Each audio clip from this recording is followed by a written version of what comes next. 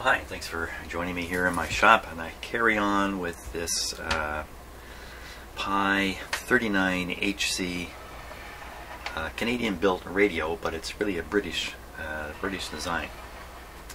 Okay, so last video I poked around with vacuum tube number 1, found some interesting stuff, mainly that the B+ voltage level seems to be double what it should be on the plate of that tube. Couldn't find any reason why. I'm going to carry on now with vacuum tube number 2. Vacuum tube number 2 is this guy here. He's a busy tube. Why don't we take a look on the schematic? Okay, so here's the front end of the radio. Here's V2, busy tube. Look, it's got two plates because it's doing two different things here. Two quite different things. So let's start with the simple side. That's this triode here. Okay, so if we just look at the output from the plate, we kind of see it's fed into this switch.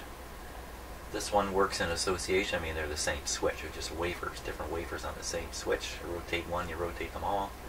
These two switches combined select these coils. 8 coils here. This one is the coil for AM broadcast. This radio handles AM broadcast differently than all the shortwave bands. Maybe I'll show you that in a second. So we have the signal coming out of here, fed into these coils, and these coils feed back into the grid. Feedback is the word. It's an oscillator. So there's the oscillator or amplifier, if you like. Now look at how the grid works. They show it here. It's the same grid. Extends into this part of the tube. Now, this part of the tube is the part that I guess I can say does the actual mixing of the local oscillator derived down here and the incoming antenna signal that's working its way through here. Mixes them in there. So a little tricky to look at. That's a suppressor. No, that's not. There's no suppressor grid in this tube. Those are screen grids. They affect the interelectrode capacitance. That's their job, to reduce it. In any case, there's the grid.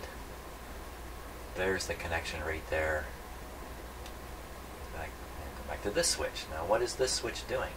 Now, at first glance, all these switches, they just make my eyes go a little crazy. But and this actually isn't the one I really wanted to talk about either, but we can. So the radio schematic is made with the radio switch to AM broadcast band. So all these switches are set that way. So if we look, we go, okay, AM broadcast band. The grid here is fed through the switch from here. Okay, which is fed from all the way down here. Okay. Through this coil, from the loop antenna. So this is the AM loop antenna here, and when the switches are in this position, this antenna feeds. Look what it does. It actually feeds past the first tube. It passes it. It skips around it and works its way through here. So when the radio is in AM mode, this first tube isn't even employed. Or is it? Things get a little strange out here. I'll show you the strangeness in a moment.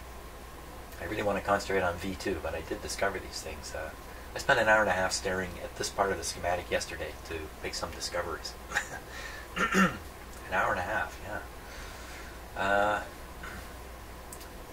Now, so if we look at this switch, it's pretty quick to see that all these terminals are tied together. They're all the same. They're all tied together to here. And the output from this switch is the grid on V1.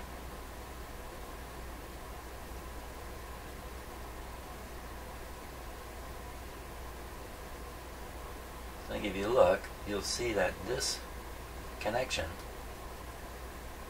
is actually, well, it's a ground connection. I'll take it all back. So right now, with the radio in this position, this switch is really doing nothing. If we flip the switch one setting, click it to here, part of this group. Now the first tube grid is fed with this antenna. So that's just something I wanted to point out. There's lots more in here to talk about, but I don't want to talk about it right now. It's just when the important thing to realize is when the radio is in AM mode, it's connected to this antenna, and when it's in shortwave mode, it's connected to this antenna. And you know what? I've had this radio since I was, I don't know, 17, 18 years old. Never knew that. I never ever knew that. I always connected the antenna here. I never connected to here. Duh. Yeah, duh. Anyway, I know better now. This is complicated by this little network in here, by the way. It's not as clear as one or the other antennas. Okay, getting back to this tube. So now we know where he's getting the signal from on the grid here. It's either from this antenna or that antenna, depending upon whether you're listening to AM or shortwave. Okay. And as I understand the way these tubes operate, since you want to generate harmonics at this point, you need to drive the tube into nonlinear operation. If the tube remains in linear operation, it stays in the flat zone of its characteristic curve, then I don't think you get harmonics coming out of it to any great degree anyway. You need to run this tube into what is normally considered the danger zone for tubes like this, but in this application you need to do that, as I understand it, and I could have this wrong. And that's done with the local oscillator. The local oscillator is designed to run basically wide open, so there's a very strong signal going through here, driving this tube into non-linear areas of its characteristic curve, and voila, Mr. PYE will tell you harmonics will come out. We need those harmonics because the objective is, well, because the rest of the radio is only sensitive to 455 kilohertz. If there's nothing at 455 kilohertz, nothing will come out of the speaker. So combination of the local oscillator, incoming signal, combine and mix in here, and out comes the 455 signal. And you know, I've known this basic idea all my life, but every time, all my life, virtually all my life, all my adult life, that's for sure. Virtually every time I tell this story, it comes a little clearer to me too, interestingly enough. Okay, great. So we got to check out V2. How are we going to do that? Well, we'll check out the voltages according to the table. Should be 2 plates, 2 grids worth looking at, and a screen. So there's a lot of important voltages on here.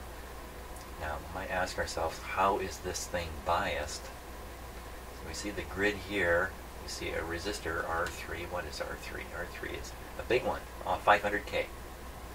So the big resistor here is down here, and this is the AVC line. So this tube is getting its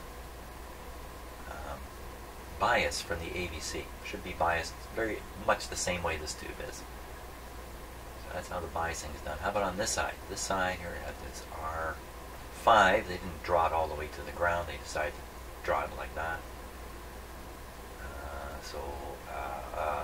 R5, what is that? It's another biggie. R5, 47K, not nearly as big. But it's not a cathode resistor. It's just probably not terribly important in the scheme of things. I was thinking to myself this was a cathode resistor, but it's not. Cathode is grounded solid here. So the bias on here is whatever it is derived by whatever's going on over here. I don't think they care that much. Again, this whole object is to make this tube run in a mess. So why not add to the mess? I don't really know what to expect here, frankly. Okay. Let's go take a look. It's enough talk, too much talk. Got another cold but beautiful sunny day here. It's far enough into the, close enough to spring, that's the way to put it, that the sun is getting pretty hot once again. So I'm benefiting from lots of warm sunshine coming in through the windows of my house. Okay, we got our voltmeter ready.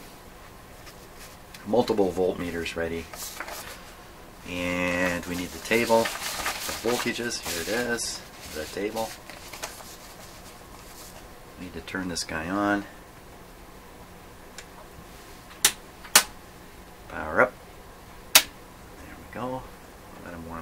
still operating without any speaker connected at all. Okay, so what are we supposed to expect? Let's see. Plate voltage 215. This tube, I call it a mixer tube. They call it the frequency changer tube. It's interesting. Sometimes it's called a converter tube because it's converting the incoming frequency to the frequency of the IF. Here they call it the frequency changer tube. 6K8, 215 on the plate, 80 again on the screen. We saw 90 on the other tube. When read on this meter, we'll probably see exactly the same. And a second plate, the oscillator plate, 90. Oh, so there's a big difference. We should find one plate running at over 200 volts and one running at under 100. So we'll read them out again. 215, 80, and 90. 215, 80, and 90. Okay, where is that tube? Now this is the tube with the grid cap. Excuse me. Pretty easy to find. It's going to be this guy right here. That guy. Excuse me. Very, very dry. My humidity in my house has fallen in the last day and a half from 31% down to 23%. 23% is very uncomfortable. Just ask my nose. Okay, let's switch cameras here. So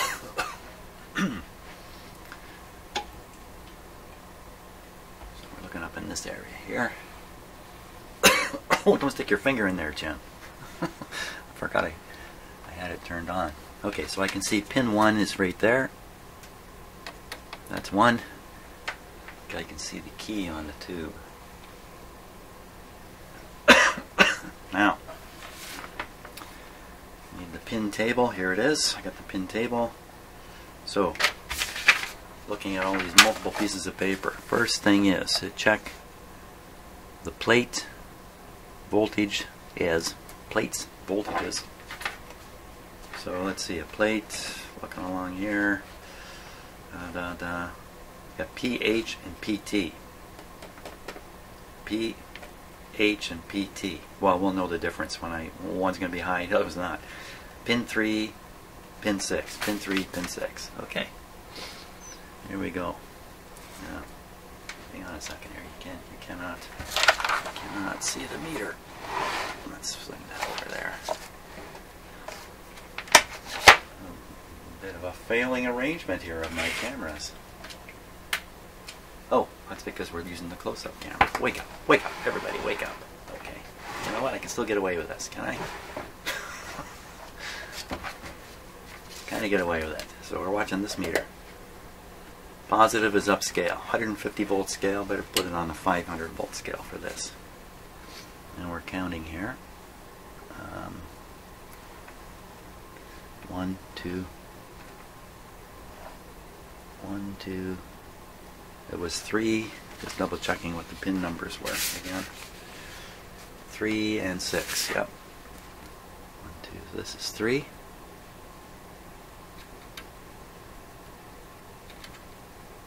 How come nothing?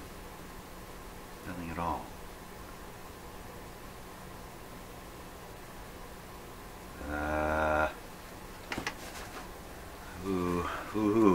What's going on here? Maybe bad connection.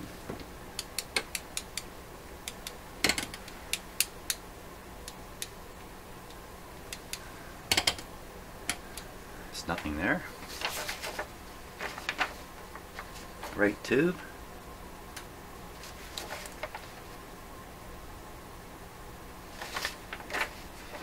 I wonder if no, it can't be. I was going to say, I wonder if they switched the if the radio was in record player mode, there's a chance that the B plus or the maybe the screen voltage is removed from some of the front end tubes. There's a very good chance of that, but that's not the case. So I've got it set to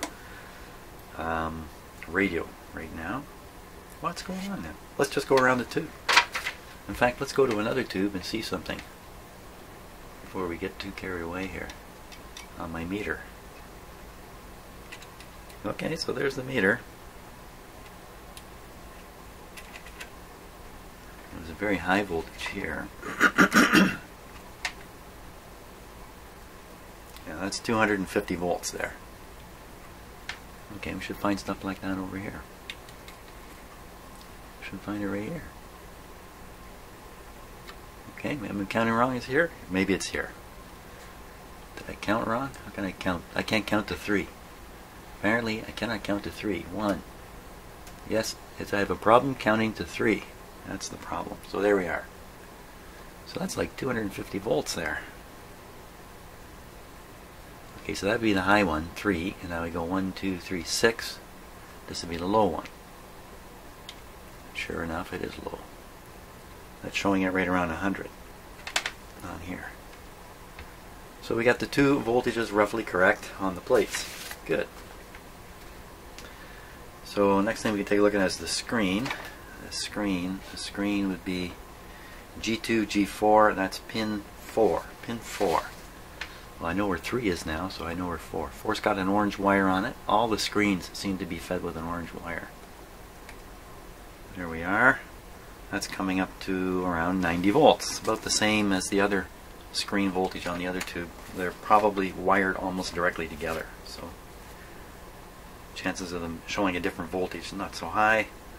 Now, what about the grid? What about grid 1? Grid 1, pin 5.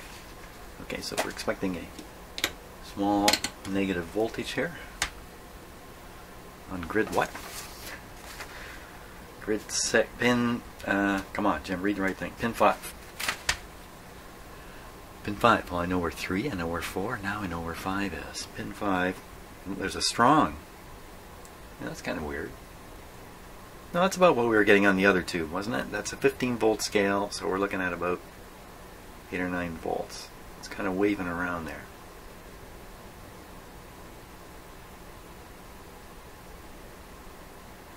It's a little weird, isn't it? Can you see that? It's going up and down just a little bit. Tune the radio a little bit here, just. Didn't do anything. So there's a slow oscillation in the AVC. It's very odd. It's not a steady back and forth. I don't know. Okay. May not be important, but another observation. Funny thing, is that going on the grid of tube 1 also? That's a good question. Let's take a look. Go back to tube 1. We're going backwards. We're regressing here. Regressing pin 4 on tube 1. Pin 4. 1, 2, 3, 4. Use a green wire. It's a much lower voltage. Much lower.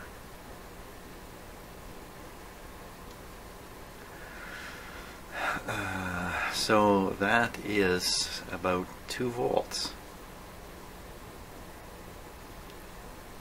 2 volts on pin 1. Almost 9. I would think it'd be 9 on pin 1 also. Or on tube 1 also. And then there's that waving thing going on there.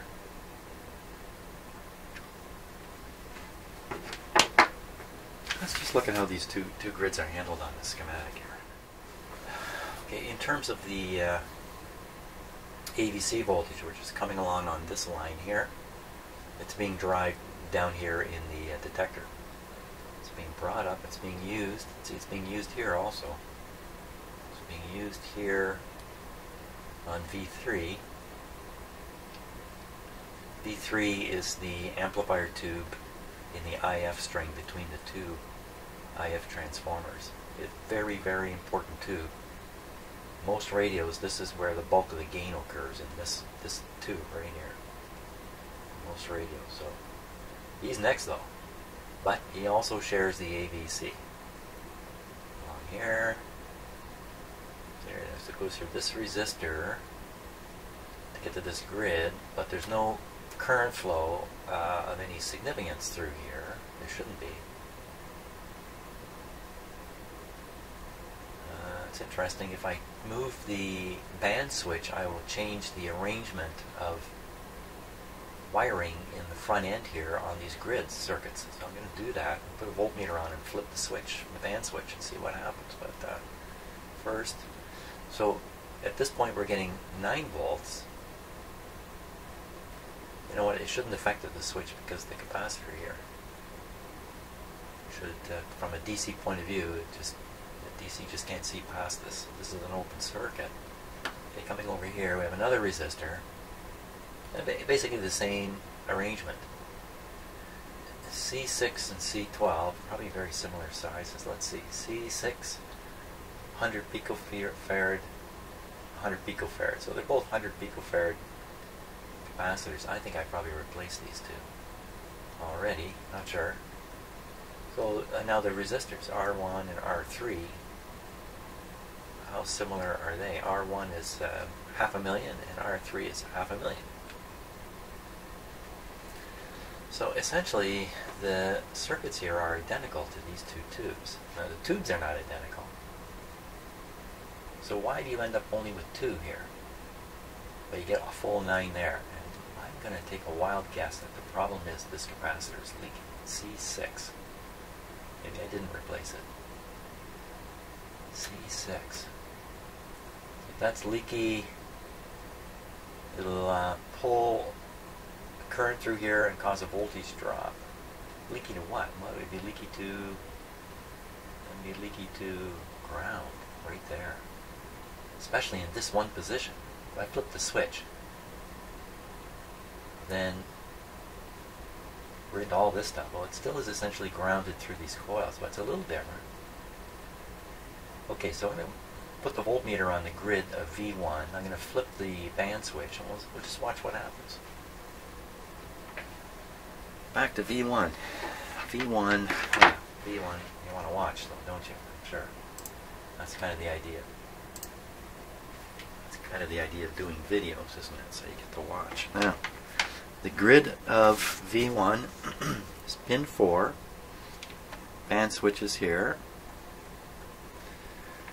Okay, so the green wire is going to do it. There's just a. That's about as easy as it gets right there. Okay, watching this voltage now. What happens when I throw the band switch? I want to turn the radio right off. Okay, the other way. Nothing whatsoever. Oh, check that out. This is going to be impossible to explain. Oh, my gosh. So, it's because it's not the band switch. This is not the band switch. I'm not turning the band switch, Jim. You're turning the selector. Oh, this is really weird. You're turning the selector that selects radio or phono, and it has 2 settings for each one. Different tone things. Duh. Well, that's an interesting observation. And at this point, what am I set to? You set to, I think it's phono, phono, radio, radio, radio. No, too many radios. Let's try it again. Off. Radio, radio, radio, phono, phono, phono. So the weird thing is when you flip the phono, this changes a lot, but the different phono settings goes away. That's really kind of weird, isn't it?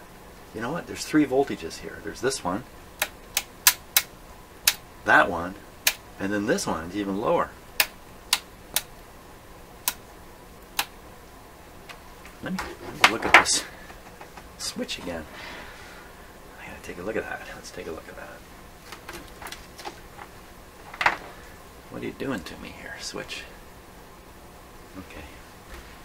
Bear with me 1 second here while I fix the focus. Sorry about that. I don't think of everything before I turn on the cameras.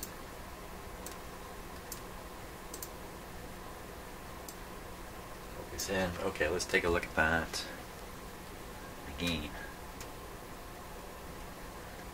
Okay, so some comments on what these words mean. So we can see off, and you see fidelity, bright, and then mellow. Okay, so I'm going to guess fidelity means wide open tone. All the bass, all the treble, that's there. Bright means the bass is reduced, and mellow means the treble's reduced. So there's 3 radio settings. Now we come around, come around, come around. Okay, now I got the camera upside down. I don't know what I'm doing with it anymore. So there you see gramophone. Oh my gosh, I've got left for right has changed here on me.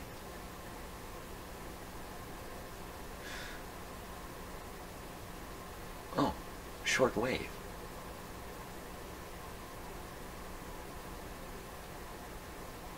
Huh? What? Okay, wait a minute, I'll get this around the right way so I can handle this properly.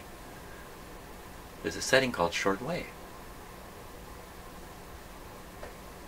And the gramophone is only the last 2. How long have I had this radio? Get out of here. Really? So this is how it works?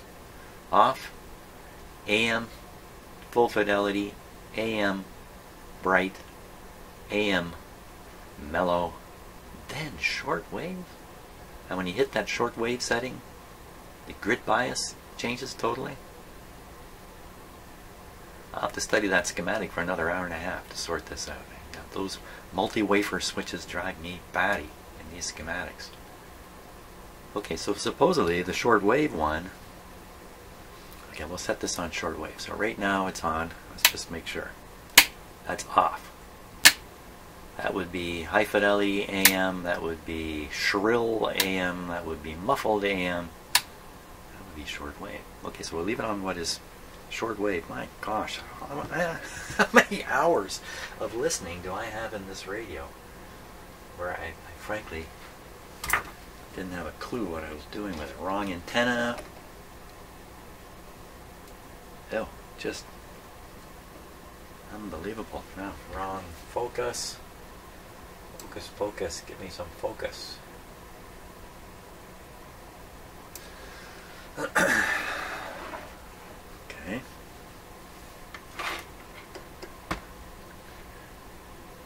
Here we go. Now I want to get on that grid and flip this switch, and I'm sure that this is the setting that produces the high potential on the grid, the appropriate potential, bias potential on the grid. There it is. So if I flip the switch either way, let's go phono, drops almost to nothing. And if I go broadcast, see in the broadcast setting, this tube is skipped. A more negative voltage throttles the tube. So we have a less negative bias. The tube is actually less throttled. It's actually amplifying stronger. But what it's doing is being ignored by the radio. Oh my gosh.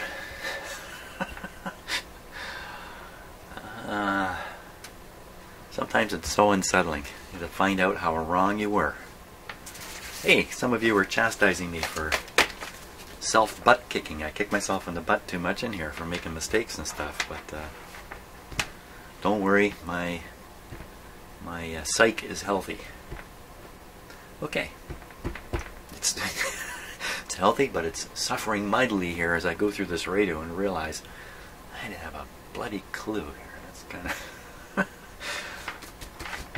okay. Well, that's a really important thing to know. What does it say here in the? This is the way the switch works. It's really important to know how to turn your radio on. That's what it boils down to. So, does it say anywhere about turning that switch to shortwave when you're doing all these procedures here? I never noticed it. Does it even show you the settings, and, so you can see that there's a special shortwave setting? I don't think so. Okay, not to dwell. So what do we got now? Well, we got We got a tube that appears to have the right voltages. That's what we got. We got a tube that appears to have the right voltages. Oh, there's another grid on this. There's an upper grid. That was two. Wait a minute. That was only one grid I checked. I got to check the upper one here. Let's flip it around.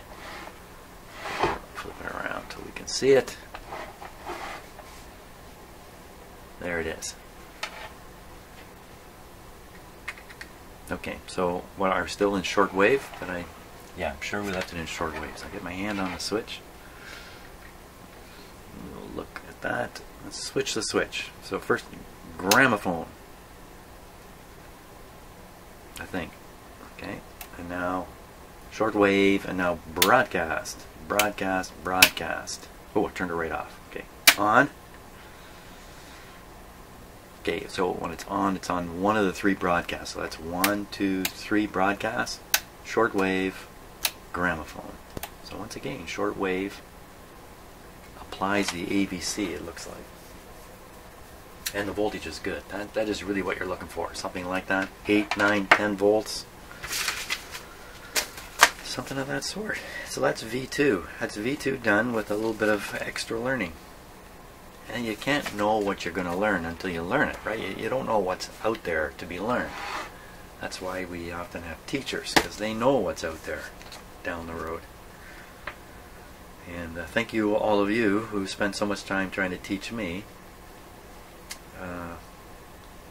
about this stuff. Okay. I could go, well, what should we do? I think maybe we'll call that V2 video right there, and we'll go on to V3. And I'll do it as a separate video. A video per tube. Interesting stuff. Hey, thanks for watching so far. See you in the next one.